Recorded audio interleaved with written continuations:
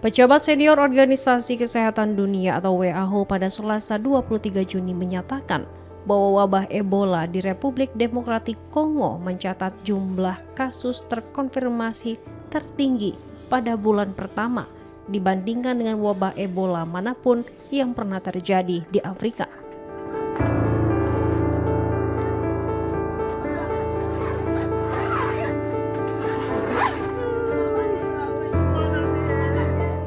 Hingga Senin 22 Juni, para pejabat telah mengonfirmasi lebih dari 1.000 kasus dan 267 kematian akibat wabah Ebola virus Bundibugyo yang merupakan jenis Ebola relatif langka.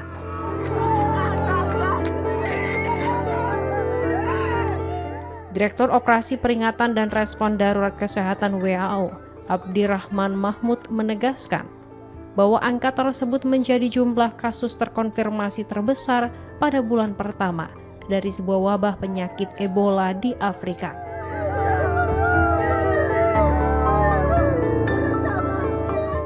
Meskipun WHO secara resmi mengonfirmasi wabah tersebut pada 15 Mei, para ahli meyakini bahwa virus itu kemungkinan telah beredar selama berminggu-minggu atau bahkan berbulan-bulan sebelumnya.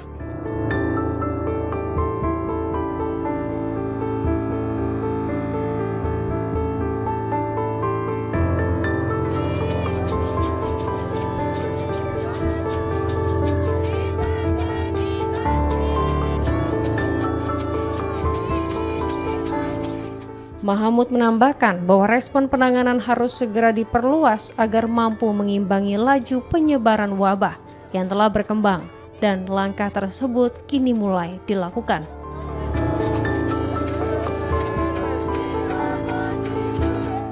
Kekhawatiran meningkat setelah kasus-kasus baru terkonfirmasi di sedikitnya 3 kamp pengungsian yang padat penduduk di wilayah timur Kongo yang tengah dilanda konflik.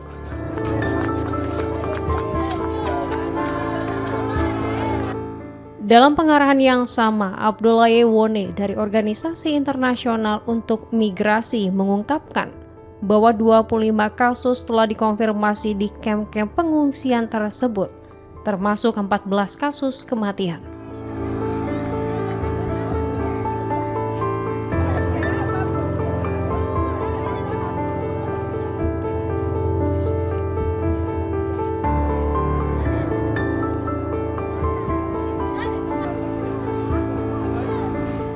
Sementara itu, dari perkembangan di negara tetangga, Menteri Kesehatan Kenya Aden Duale meyakinkan pengadilan setempat bahwa dirinya telah memerintahkan penghentian segera terhadap pembangunan fasilitas karantina Ebola yang didukung oleh Amerika Serikat di sebuah pangkalan udara.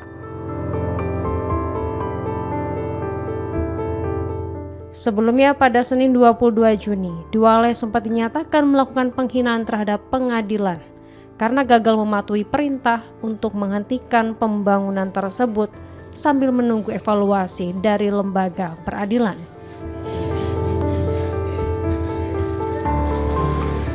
Fasilitas berupa tenda dengan kapasitas sekitar 50 tempat tidur isolasi di kota Nanyuki, Kenya bagian tengah itu awal direncanakan menjadi pusat perawatan bagi warga negara Amerika Serikat apabila mereka tertular Ebola selama bertugas di RDK.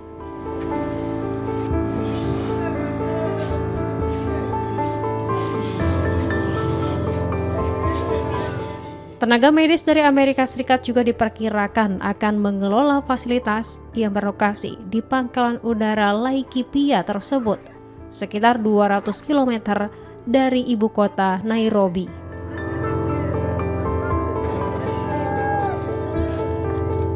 Rencana pembangunan yang pertama kali diumumkan pada Mei itu telah memicu gelombang protes keras dari masyarakat hingga menyebabkan 3 orang tewas di sekitar lokasi kejadian.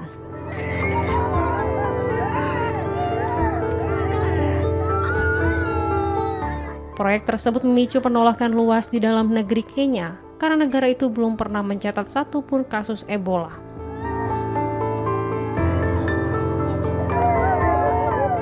Hal ini memicu kekhawatiran besar di kalangan publik mengenai risiko membawa pasien ke wilayah mereka.